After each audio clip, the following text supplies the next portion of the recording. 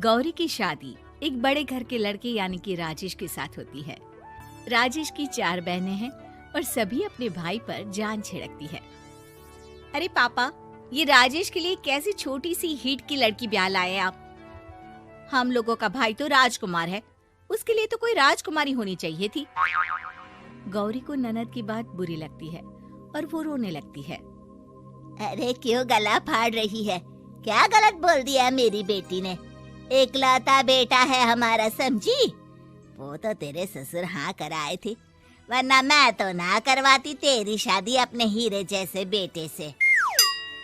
ननदे सास को भरती और सास गौरी से लड़ती। ये क्या है? तुम्हारी बहनें और माँ आए दिन मुझे खरी खोटी सुनाती रहती है।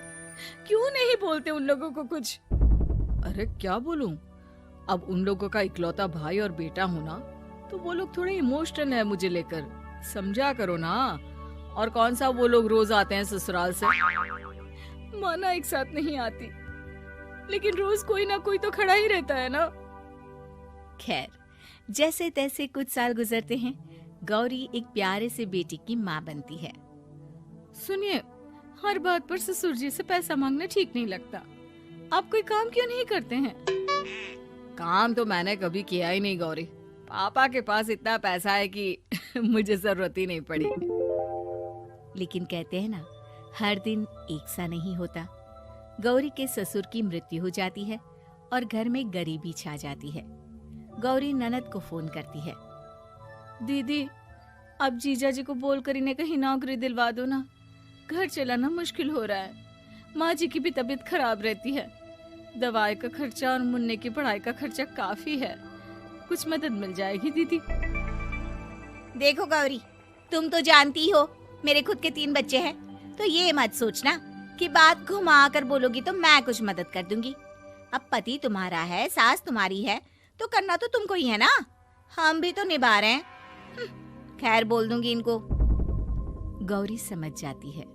वो दूसरी ननद को फोन करती है, लेकिन वहाँ से भी उसे कुछ ऐसा ही जवाब मिलता है। अरे भाभी, हमारा भाई कैसे काम करेगा?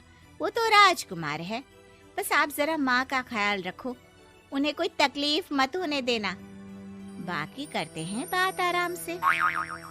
गौरी के सामने संकट आ जाता है कि वो कैसे अपना परिवार चलाए। ना पति काम करना चाहता है और ना ननदे मदद। फिर एक रोज गौरी की सहेली कहती है, गौरी, मैं ना एक फैक्ट्री में काम करती हूँ, तुम्हारी परेशानी समझ सकती हूँ। क्यों नहीं तुम भी मेरे साथ वहाँ काम करती? अरे लेकिन मुन्ना तो छोटा है ना। तो क्या हुआ, तेरी सास और पति तो घर पर ही हैं, वो लोग संभाल लेंगे। तू चल मेरे साथ। गौरी ने अब काम करना शुरू कर दिया था, लेकिन उसका सपना अपने बेटे को अच्छी शिक्षा देने का था। गौरी अपने भाई से कहती है, भाई, आपके बच्चे जिस स्कूल में पढ़ते हैं उस पर मेरे गौरव का भी एडमिशन हो सकता है क्या? अरे कैसे बात कर रही है गौरी? जितना तू कमाती है उतने में तो तेरा घर भी नहीं चलता। तू कहाँ इतने महंगे स्कूल का सपना देख रही है? लेकिन गौरी भी ठान लेती है कि वो किसी न किसी तरह अपने बच्चे को अच्छे स्कूल में पढ़ाएगी। माँ जी, ये मेरे गहने हैं, मैं बेच रही हूँ। गौरव का कल एडमिशन है। अरे वो तो ठीक है गौरी, लेकिन आगे की फीस कैसे मैनेज करेगी? और ज्यादा मेहनत कर लूंगी माँ। गौरव कुछ बन गया तो हम लोगों के सारे दुख दर्द दूर कर देगा। गौरी, हम लोगों ने तुझे गलत समझा, लेकिन तू ही थी जो ये घर लेकर चल रही है, वरना कब की अलग हो जाती। गौरी सास की ओर मुस्कुराकर देखती है। आप भी तो मेरा साथ दे रही है ना। अरे कभी खाने में अंडा या मुर्गा भी खिला दिया करो, क्या रोज रोज पत्ता खिलाती रहती हो?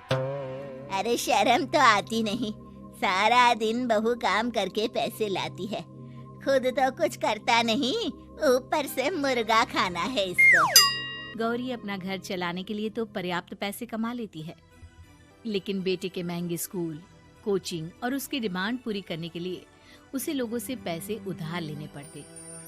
माँ, मुझे जूडो कराटे की ड्रेस चाहिए, मैं घर के कपड़ों में क्लास नहीं अटेंड करूँगा। और क्या, बिल्कुल, घर की भी कोई ड्रेस होती है क्या? मैं कल ही ला दूंगी। हाँ बच्चा, तू बस मन लगाकर पढ़ाई किया कर। उसके जाने के बाद कहाँ से लाएगी पैसे ड्रेस के? माँ वो पास वाली चाची से कुछ पैसे उधार लूंगी। अरे सभी से तो उधार ले चुकी है तू।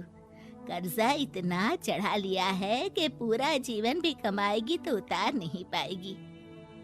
अरे माँ जी, गौरव कुछ बन जाए तो मुझे कमाने की क्या जरूरत, फिर तो मैं बस रानी बनकर राज करूंगी। एक दिन गौरव कहता है, माँ मेरी नौकरी लग गई है, वो भी अच्छे पैसों में। अब हम लोगों के बुरे और दुख के दिन जल्दी खत्म हो जाएंगे। गौरी की खुशी का ठिकाना नहीं होता। वो सास की फोटो के सामने हाथ जोड़ती है कि उसका पति उसे कहता है, देखा गौरी, तेरी तपस्या खत्म हुई। इतने सालों से जो तू फैक्ट्री में नौकरी कर रही है, अब तू आराम कर सकती है। अरे नहीं नहीं, अभी तो नौकरी लगी है, कुछ दिन कुछ पैसे कमा तो लेने दो। कुछ महीनों बाद गौरी की ननद गौरव के लिए रिश्ता लेकर आती है। अरे भाभी, वो मैं ना रिश्ता लेकर आई थी गौरव के लिए। सुना अच्छा कमा रहा है, क्यों? देखा मेरी बहन कितनी अच्छी है, कितना सोचती है हम लोगों के लिए। गौरी कुछ नहीं कहती, लेकिन उसका मन नहीं होता है कि वो बेटी की शादी इतनी जल्दी कर दे। हाँ वो तो ठीक है, लेकिन अभी कुछ कर्जा है जिसे उतारना है।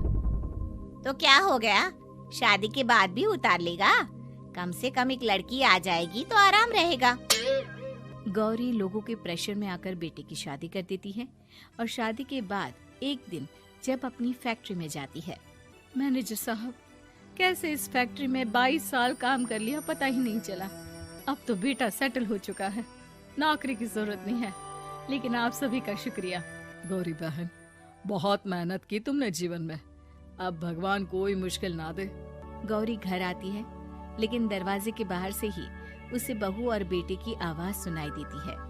क्या है, तुम्हारी माँ ने तो सोचा भी नहीं कि जो कर्जा वो ले रही है खुद की अय्याशी के लिए, वो हम लोग क्यों भरे? उनका कर्जा है वो देखे। हाँ लेकिन क्या करूं, माँ को छोड़कर रह भी तो नहीं सकता ना। अरे रह नहीं सकते तो क्या करोगी? पूरी जिंदगी उनका कर्जा चुकाते रहोगे? कल को हमारी भी फैमिली बढ़ेगी, कैसे मैनेज करेंगे? मैं नहीं जानती, साफ साफ बोल दो पैसे नहीं है फालतू के। जिसका कर्जा है वही निपटाए। गौरी बेटे बहू की बात सुनकर स्तब्ध रह जाती है और अंदर न आकर वहाँ से सीधे फैक्ट्री जाती है। मैनेजर साहब, मैं सोच रही थी कि इतनी जल्दी नौकरी नहीं छोड़नी चाहिए, जब तक हिम्मत है तो कर लेते हैं। वो मेरा इस्तीफा ना वापस कर दीजिए। ये बोलकर गौरी की आंख लाल हो जाती है। मैनेजर समझ जाता है कि गौरी की उम्मीद टूट चुकी है। वो उसके हाथ में इस्तीफा रखकर कहता है, कर्जा माँ का है तो माँ ही चुकाएगी। माँ का कर्जा आज तक क्या कोई चुका पाया है?